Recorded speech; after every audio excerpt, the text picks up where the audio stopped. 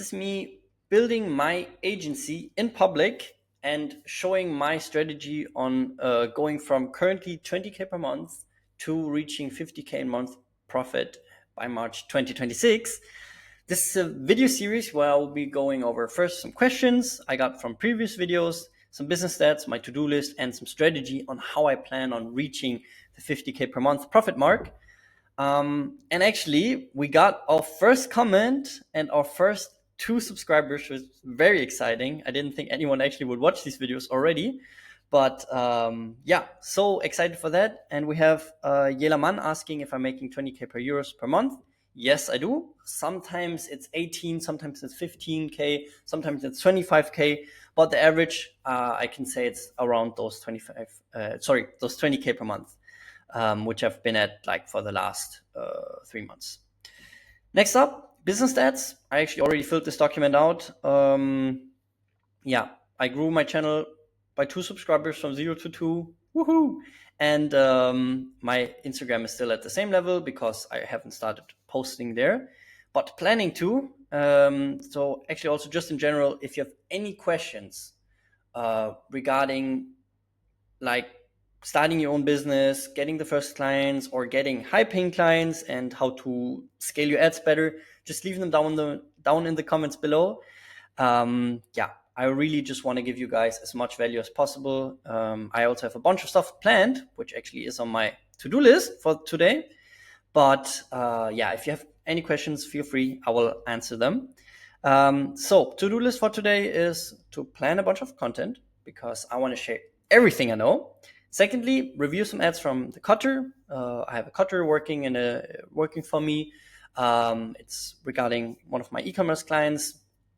They're pumping out ads like crazy. We are launching new ads Monday and every Friday because we're spending around 1,000 euros a day. So we need quite a high volume of ads. Then I have a content shoot with a client here in Bali. Super exciting. And then I'm going to launch some ads for one of my clients. I'm going to get back to one of my clients and see if I can help them. They asked me to like make an audit and review if I see some potential. It's in the B2B niche in Austria, selling like big machinery. They're one of the biggest there, making 15 million per year. And now they're like, they liked like my outreach, and now they want to like, yeah, want to get an idea if I can help them. And secondly, or lastly, I have to go through a list of applicants because talking about strategy, that has been one of the biggest things keeping me stuck. I've been doing this for almost 5 years, and for real, biggest change I should have been doing way earlier, and which could have gotten me from 0 to 20K in 1 year, it would have been to focus on the income producing activities and on the highest leverage tasks. With that, I mean, yes, of course, take care of the clients and learn the skill. That's very important in the beginning. But then at some point you have to transition out to that, at least if you want to scale the business, which I of course want to do. That's the goal, 50K in profit per month by 2026. But really focusing on getting the right people in the team, hiring people, and setting up like processes that everything runs like kind of automated, that we always have, okay, Monday, Friday is the content days. Tuesday, Wednesday, we prepare everything. I have somebody preparing it, versus before, like my first year, I was doing everything for the client. I was giving them everything and really super heavily invested in them, which I still am.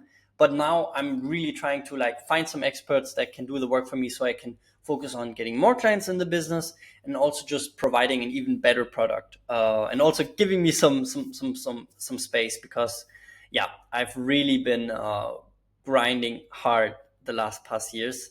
And I want to like transition from this freelancer role into actually like an agency owner that has employees and yeah, works on the business instead of in the business. It's a very important distinction. So yeah, strategy. Let me actually go through some learnings. I forgot. Normally, because I'm not getting that many questions from YouTube yet, I have like my little document here. my cold offer checklist, for example. It's just a document in Notion where I write down like all my learnings, things I find nice, like nice inspiration I see on LinkedIn, I see on Instagram, or just colleagues telling me stuff. I write it down in here and I just go through some of these. So let's start with the cold offer checklist, which basically just is more regarding e-commerce. It's when you're running e-commerce, first of all, it's very competitive and you have small profit margins. So in order to have more profit per every product you sell and just being able to spend more on ads because like what you're selling is actually attractive to more people than what you were previously selling, like instead of, for example, one product, selling a whole bundle, a whole set around this product, like could be a kit, a starter kit. And in order to do that, there's a checklist. For example, like when you're launching this cold offer for your client, you have to explain the value versus price. Like the offer should be so fucking good that like even cold people are like, damn, like I'm getting so much for only this money, and sounds interesting. Like I want to hear more. So the value has to be all the way up here, and the price has to be here.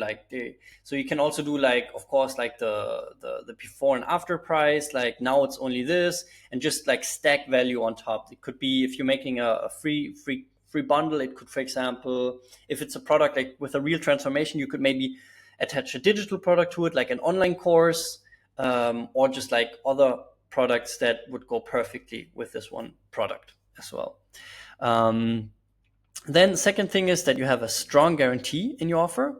So a great cold offer also offers some sort of guarantee so that there's less risk when the client wants to buy, because if you will never have like zero risk, but what you want to do is to try to get the risk of this product, for example, not working or whatever the client may be worried about, to like make it as low as possible. And when you're offering like for example, 100-day free money back guarantee, some people will find that really attractive and will take that and actually be okay, fuck it, let me just try it out.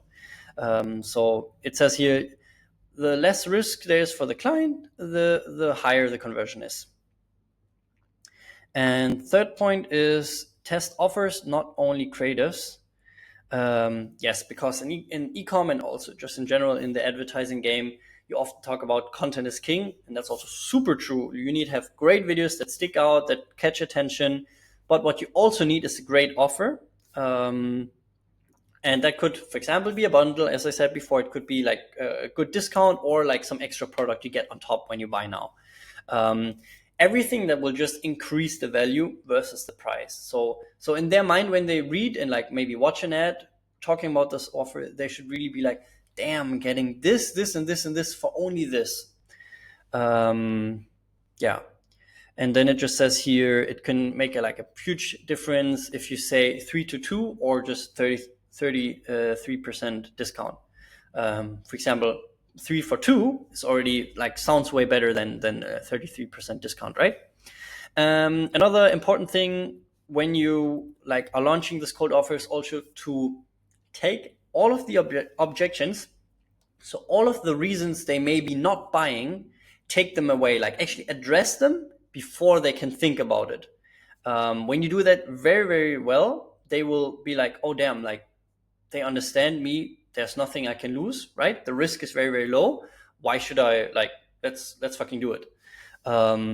Because it's all about in the e-commerce game as well to like, we want to always get new customers and then have some repeat customers. And these new customers, they don't know your brand, they don't know if your product will actually work. So a lot of clients are hesitant when they first buy from you, and it's just about eliminating the risk and eliminating these objections. So actually just addressing them in ads, for example.